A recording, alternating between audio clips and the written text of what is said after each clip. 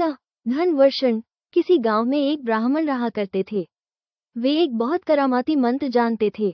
मंत्र का गुण ये था कि एक विशेष प्रकार का नक्षत्र योग आने पर जब उसका प्रयोग किया जाए तो आकाश से नाना प्रकार के रत्न और धन की वर्षा होने लगती थी। उस ब्राह्मण के पास एक बड़ा बुद्धिमान विद्यार्थी पढ़ता था। एक दिन एक काम से ब्राह्मण उस विद्यार्थी को लेकर घर से बाहर गए। कुछ दूर जाने पर वे एक घने जंगल में जा पहुंचे। इस जंगल में 500 डाकू रहते थे। वे राहगीरों के आते ही उनका माल असबाब लूट लेते थे। उस ब्राह्मण और विद्यार्थी की भी यही दशा हुई। डाकुओं ने उन्हें बांध लिया। राहगीरों के पास सदा रुपया पैसा नहीं रहा करता था, फिर भी डाकू उनको नहीं छोड़ते थे। वे एक को बांधकर दूसरे से कहते कि जाओ, यदि हो सके तो रुपये लाकर इसे छुड़ा ले जाओ। यदि कभी बाप बेटे को पकड़ते तो लड़के को बांधकर रख लेते और बाप को रुपया ले आने को कहते।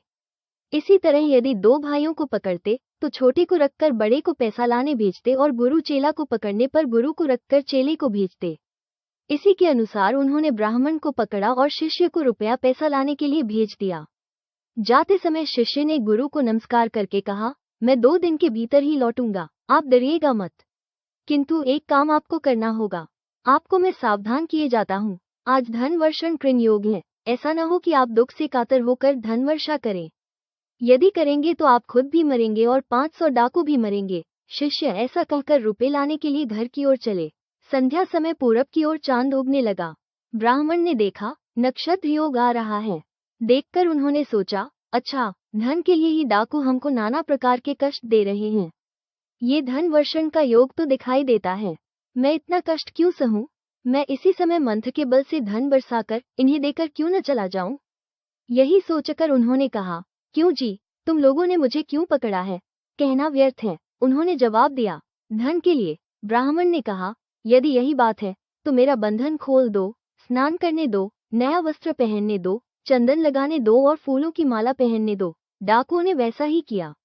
ब्राह्मण ने मंत्र पढ़कर ज्यों ही आकाश की ओर देखा त्यों ही आकाश से नाना धन रत्नों की झड़ी लग गई। डाकू जिससे जितना हो सका उस धन को लूटकर अपने कपड़े में बांधकर चलते बने। ब्राह्मण भी उनके पीछे पीछे जाने लगे। कुछ दूर जाने के बाद अचानक 500 अन्य डाकू भी आ गए और उन्होंने इन डाकुओं को रोक लिया। पहले के डाकुओं ने कहा, क्यों हमको रोकते हो? नयों ने जवाब दिया, धन के लिए। पहले के डाकुओं ने कहा, अगर यही बात है तो इस ब्राह्मण से मांगो। इसके आकाश में देखते ही धन की वर्षा होती है। इसी ने हमको धन दिया है।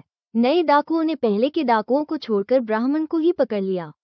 बोले, बाबा जी, हम लोगों को भी धन दो। ब्राह्मण ने कहा, बहुत अच्छा, यदि यही चाहते हो तो धन वर्षा का योग साल भर के बाद आता है। साल भर ठहरो, उस योग के आने पर मैं धन बरसाकर तुम्हें भी दूंगा। डाकू बिगड़ उठे, बोले, क्यों रे दुष्ट ब्राह्मण, इनके लिए अभी वर्षा हुई और हम लोगों के लिए होगी साल भर बाद। ये कहकर उन्होंने ब्राह्मण को काटकर रास्ते पर फेंक दिया और साथ ही दौड़कर डाकुओं को भी पकड़ लिया। फिर क्या था, दोनों दलों में भयंकर मारामारी शुरू हो गई।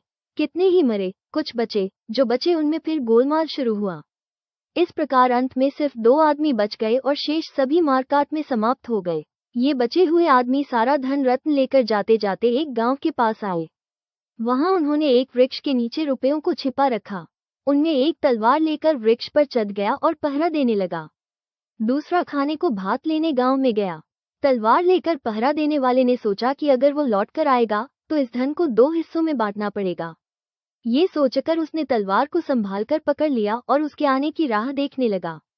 जो गांव में भात लेने गया वो भी सोचने लगा कि यदि वो जीता रहेगा तो आधा हिस्सा ले लेगा। भात में विष मिलाकर यदि उसे खिलाया जाए तो वो खाते ही मर जाएगा और सारा रुपया मेरा होगा। यही सोचकर खुद तो उसने आधा भात खा लिया और बाकी में विष मिलाकर ले आया। पहला आदमी पहले से ही तैयार होकर बैठा था।